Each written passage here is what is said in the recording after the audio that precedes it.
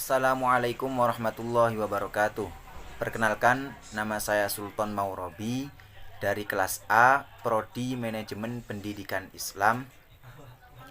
Di sini saya akan memaparkan beberapa materi saya tentang analisis madrasah riwayat sekolah saya, yang mana hal tersebut merupakan tugas UAS dari matkul inovasi pendidikan. Madrasah Alia Negeri 3 Jombang merupakan sebuah lembaga pendidikan Islam negeri yang berada di bawah naungan Pondok Pesantren Bahrul Ulum Tambak Beras Jombang.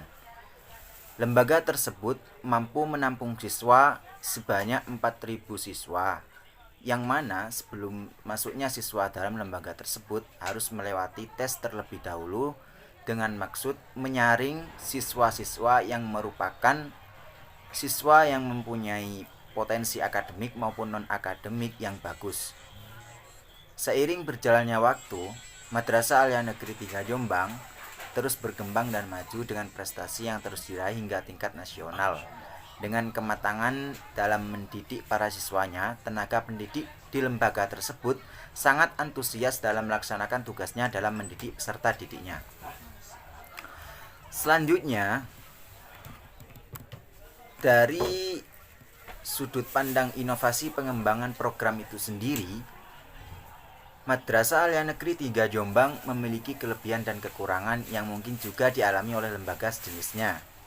Di antaranya, kelebihannya yaitu meliputi yang pertama, mempunyai kinerja yang bagus dalam mendidik peserta didiknya. Yang kedua, siswa mendapatkan ilmu yang berbasis keagamaan dan berbasis formal. Yang ketiga, merupakan madrasah adiwiyata. Yang keempat, yaitu mempunyai program kewajiban sholat duha. Yang kelima, mempunyai program tahfidzul Quran. Tidak hanya itu saja, tetapi di Madrasah Alia Negeri 3 Jombang itu juga memiliki perpustakaan dengan koleksi buku yang lengkap. Terus mempunyai banyak ekstrakurikuler untuk mengembangkan bakat dan minat siswanya. Terus ada lagi yaitu kantin yang mempunyai fasilitas dengan kebersihan yang sudah terjamin. Selanjutnya, kekurangan yang mungkin juga dialami oleh lembaga sejenisnya juga ya. Itu yang pertama, fasilitas dalam sarana belum bisa terpenuhi dengan lengkap. Seperti halnya di kelas itu ya, mungkin salah satunya masih ada kendala sedikit terkait sarana seperti kipas gitu. Terus yang kedua, fasilitas prasarana belum terpenuhi, seperti halnya tempat parkir. Terus yang ketiga, masih terlalu banyak jam kosong dalam kegiatan belajar dan mengajar. Terus yang keempat, terlalu banyak menampung siswa sehingga peserta didiknya kurang mendapatkan layanan pendidikan dengan baik. Tidak hanya itu, mungkin dari beberapa banyak lembaga pendidikan yang menyediakan beberapa fasilitas yang mungkin ya mahasiswanya itu atau siswanya belum bisa menggunakan dengan baik, dan akhirnya mengakibatkan kesalahan saat digunakan. Terus teori pendidikan interaksional. Di sini saya menggunakan teori tersebut karena teori tersebut ya sangat relevan kalau menurut saya. Yakni teori pendidikan interaksional adalah konsep pendidikan yang menyadari prinsip dasar hidup manusia sebagai makhluk sosial, yakni kebutuhan akan orang lain sebagai pendorong timbulnya interaksi. Interaksi dalam pendidikan yang dimaksud adalah komunikasi timbal balik antara pengajar dengan tenaga pendidik. Selain itu, interaksi juga terjalin antara peserta didik dengan pelajaran dan lingkungan sekitar. Teori pendidikan interaksional menjadi sumber utama dalam pembentukan kurikulumnya, yakni rekonstruksi sosial, yaitu model kurikulum yang memiliki tujuan menghadapkan para peserta didik pada tantangan, ancaman, hambatan-hambatan, atau gangguan-gangguan yang dihadapi manusia. Terus peserta didik didorong untuk mempunyai pengetahuan yang cukup tentang masalah-masalah sosial yang mendesak, krusial, dan bekerja sama untuk memecahkannya. Artinya begini, teori pendidikan interaksional itu seperti halnya kita mengikuti organisasi. Nah, di organisasi tersebut kan sudah mempunyai prinsip dasar, yakni manusia itu sebagai makhluk sosial, yang mana makhluk sosial tersebut tidak bisa berdiri sendiri, akan tetapi juga membutuhkan orang lain. Dan dari organisasi tersebut maka timbullah dorongan atau timbul interaksi sesama manusia.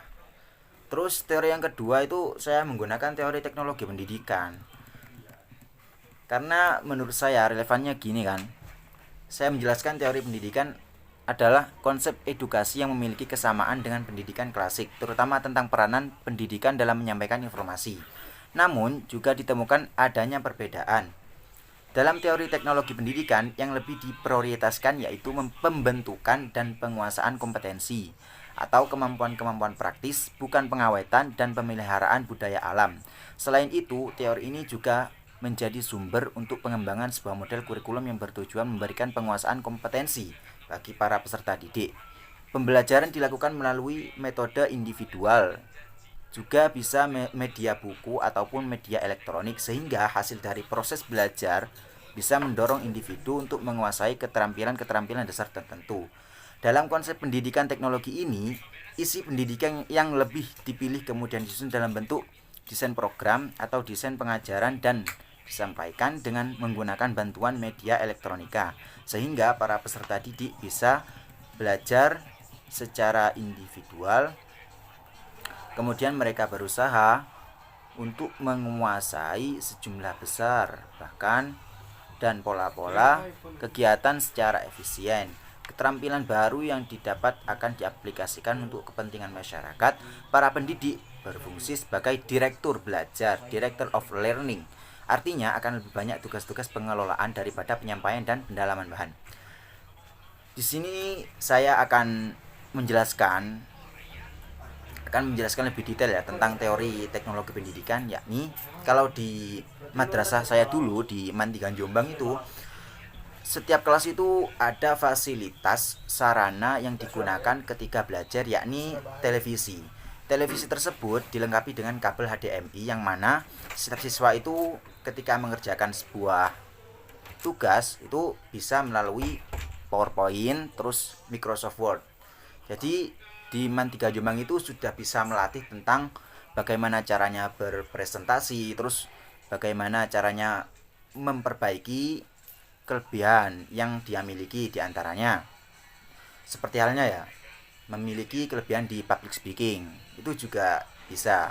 Makanya teori teknologi pendidikan itu sudah sangat relevan dengan materi yang saya ambil atau yang sudah saya analisis tadi.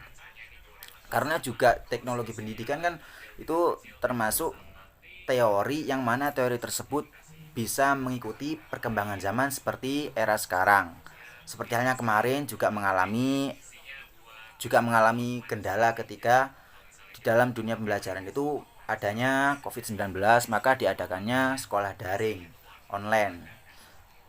Dengan hal itu, teori teknologi pendidikan itu juga sangat berperan penting dalam kegiatan sehari-hari, semisal dalam dunia ekonomi juga, terus dalam dunia sosial juga. Itu kan merupakan perkumpulan. Nah, perkumpulannya itu kan tidak bisa langsung bertatap muka, terus maka menggunakannya itu menggunakan interaksi komunikatifnya itu melalui aplikasi.